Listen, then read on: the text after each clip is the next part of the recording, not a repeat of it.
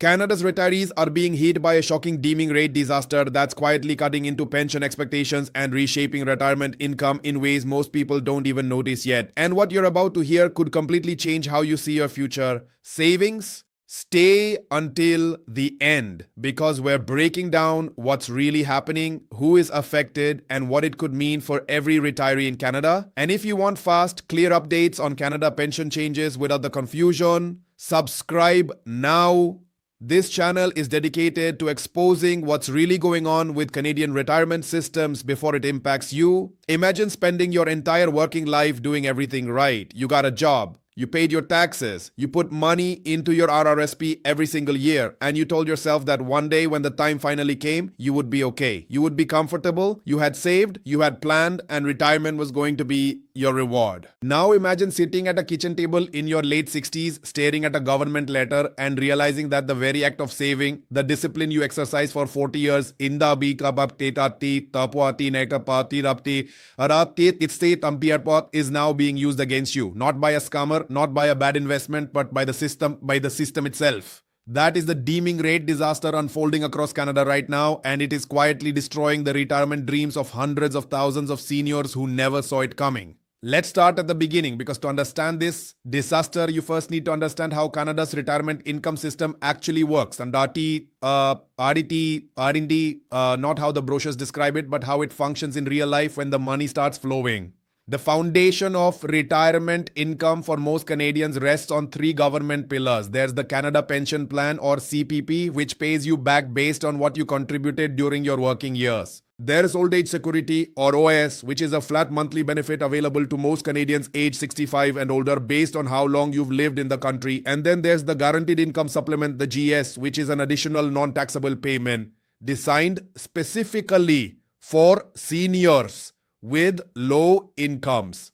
On paper, these three programs working together sound like a reasonable safety net. In practice, they pay obbling. In practice, they interact with your private savings in ways that can make a mockery of everything you work toward. Right now, the maximum OAS payment for a Canadian between 65 and 74 is about $743 a month. For those over 75, it climbs to around $870, thanks to a permanent 10% increase introduced a few years back. CP, meanwhile, tops out at around $1,508 a month in 2026, but the average Canadian collects somewhere between $700 and $900 because most people never contributed at the maximum level for their full career. And GIS for a single senior with essentially no other income can add over $1,100 a month on top of OS, completely tax-free. When you stack these up, a single low-income senior could theoretically receive close to $1,900 a month just from government sources. That is not a lavish life, but it is a floor. The disaster happens when that floor starts collapsing the moment you try to build anything above it. Here's where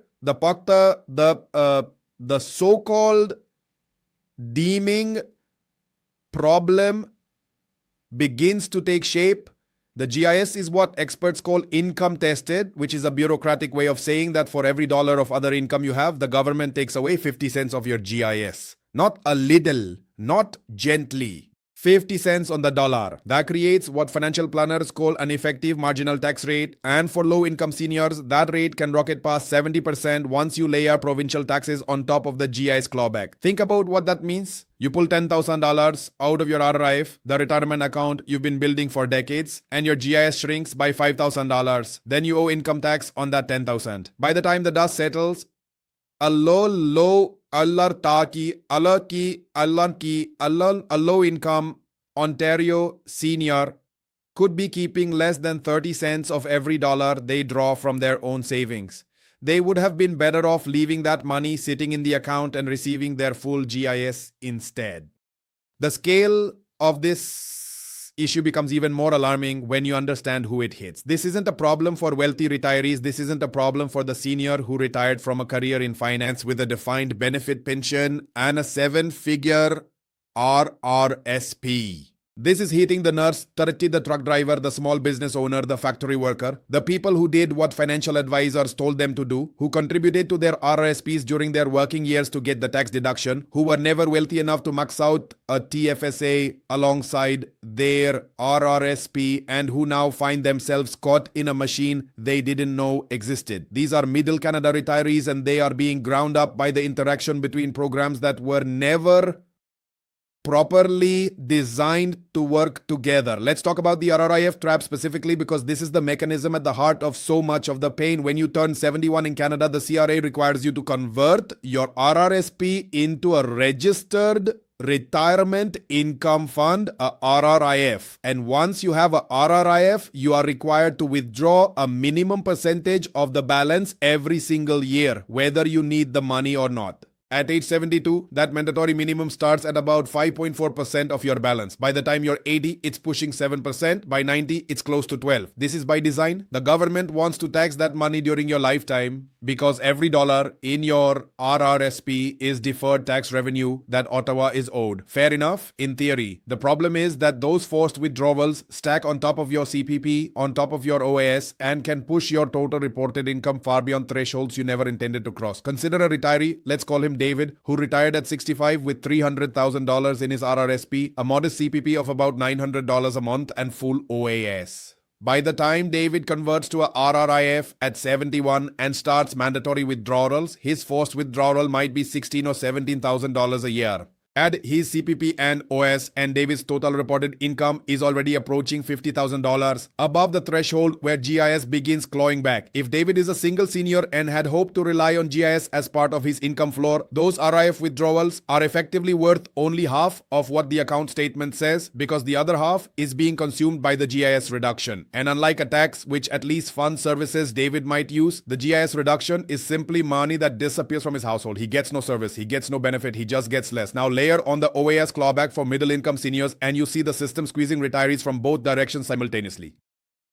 The OAS clawback, officially called the recovery tax, kicks in at a net income threshold of about $95,000 in 2026 and reduces your OAS payment by 15 cents for every dollar above that line. Seniors with pension income, RRIF withdrawals, CPP, and investment earnings can find themselves creeping past that line almost by accident, especially as their RRIF minimum percentages grow larger with age. Once they do, their effective marginal tax rate surges. A senior already paying 30% in income tax now loses 15 cents of OAS on top of every extra dollar they earn, pushing their real rate toward 45 to 55%, and for some, that pain lasts for the rest of their life.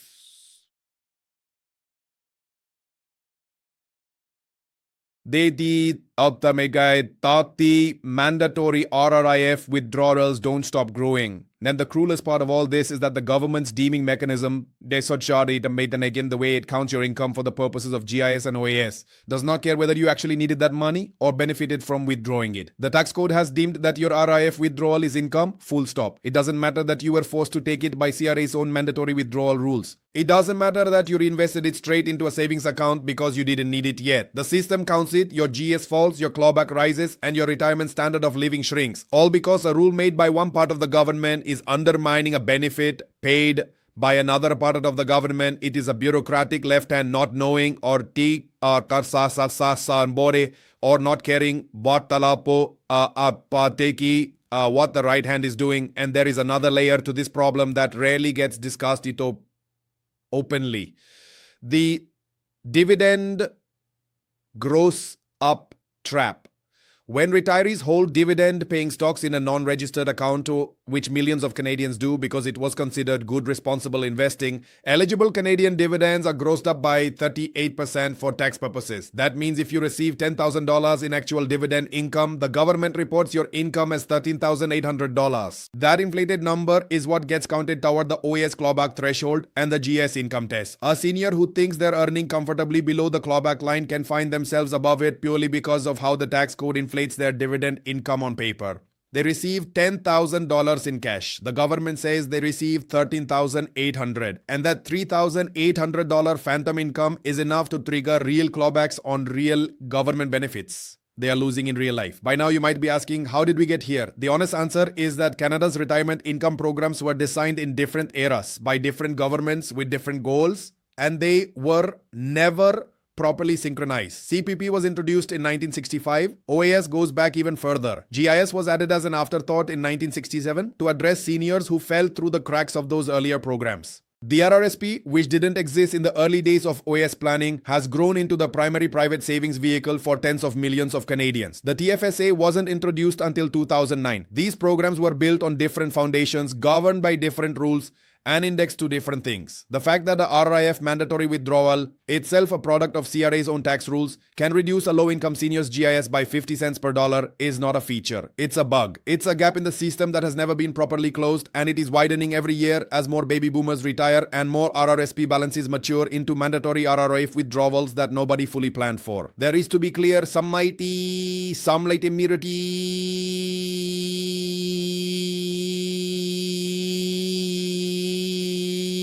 conversation. Financial planners and retirement specialists have developed strategies that can meaningfully reduce the damage, and these are worth knowing. The single most important move for Canadians who are still working or still in their early retirement years is to hold as much savings as possible inside a tax-free savings account. TFSA withdrawals are invisible to the GIS income test and to the OAS clawback. They do not appear on your tax return. They do not count toward any threshold. A senior who draws $20,000 from a TFSA instead of $20,000 from a RRIF reduces their reported income by $20,000.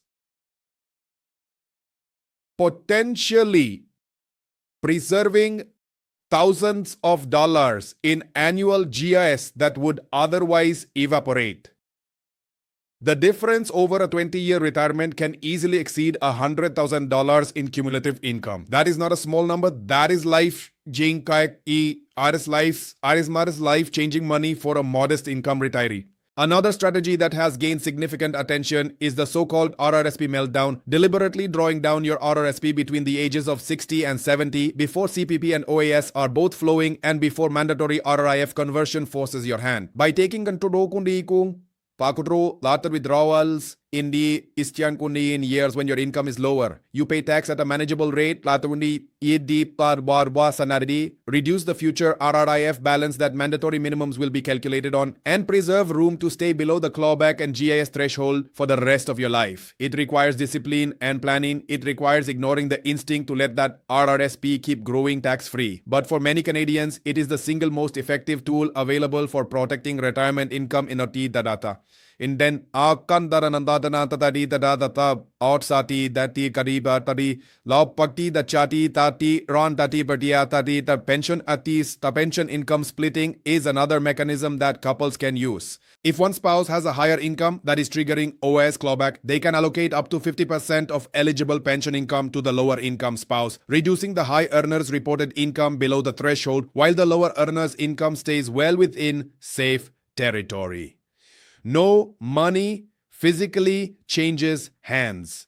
It is a paper adjustment on your tax return, but it can preserve thousands of dollars in OAS every year, adding up to tens of thousands over the course of a retirement. And if you are over 65 and find that your current year's income is dramatically lower than last year's because a one-time capital gain has passed or you've retired mid-year, there is a Service Canada form you can file to request that your monthly OAS not be reduced based on last year's inflated income. Most people don't know this form exists. Most people just accept the reduced checks and wait for a refund. Filing the form gives you the money in your pocket when you actually need it. But let's be honest about the limits of these strategies too, because they require access to information and advice that not every Canadian has. The people being hurt most by the Deeming rate disaster are often the same people who couldn't afford a financial planner during their working years, who didn't know that the TFSA was more valuable than the RRSP for their income level, who made perfectly reasonable financial decisions based on the conventional wisdom of their time, and are now discovering that conventional wisdom was incomplete. Telling a 73-year-old with a large RRIF balance and shrinking GIS that they should have used their TFSA differently 30 years ago is not helpful. It is true, but it is not helpful.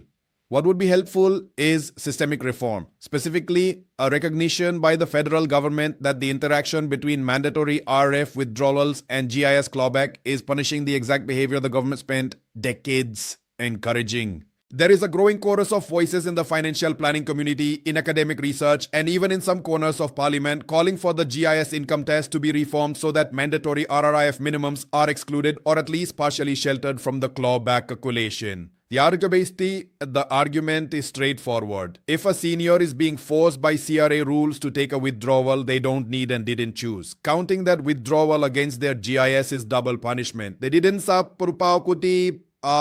for the income, asadi the panpa punti, the government required it. The government should not then reduce their poverty prevention benefits as a consequence. This reform would be especially meaningful for the wave of Canadians currently turning 71.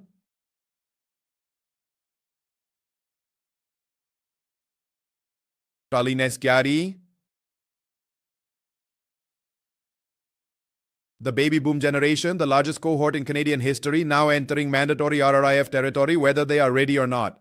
Canada is right in the middle of what experts are calling the largest retirement wave in its history. By 2030, every remaining boomer will have turned 65. Millions of people who spent their careers making contributions, following the rules, trusting the programs, are now discovering that the programs interact in ways that feel like betrayal. The deeming rate isn't some obscure penalty for bad behavior. It is a structural feature of a retirement income system that was built in pieces, never integrated, and never honestly stress tested against the lived reality of middle-income Canadian retirees with moderate savings and modest incomes. It is hitting people right now in real kitchens, in real communities, in real retirement accounts across this country. If you're already retired and feeling the squeeze, if your GIS has been reduced in ways you didn't expect, if your OAS clawback showed up in your mailbox and felt like a punch to the stomach, please talk to a fee-only financial planner, not someone who earns a commission from selling you products, but someone who will sit down and model your specific income streams and help you find the levers you can still pull. There are real options even for people already deep into retirement. RRIF minimums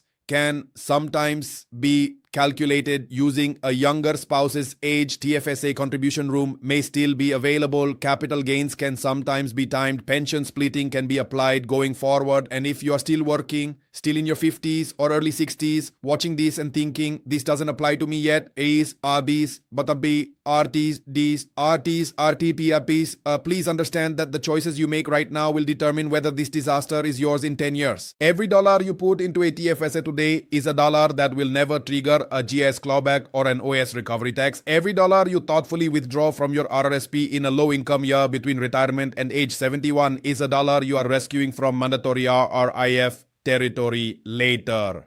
The window to act is open right now. It closes slowly and then all at once. Canada's retirees did not fail the system. The system failed them. And the least any of us can do is make sure we understand exactly how it failed so that we can demand better, plan smarter, and protect the dignity that every senior in this country has earned and deserves. Kya say to it? End of script, approximately 2,900 words.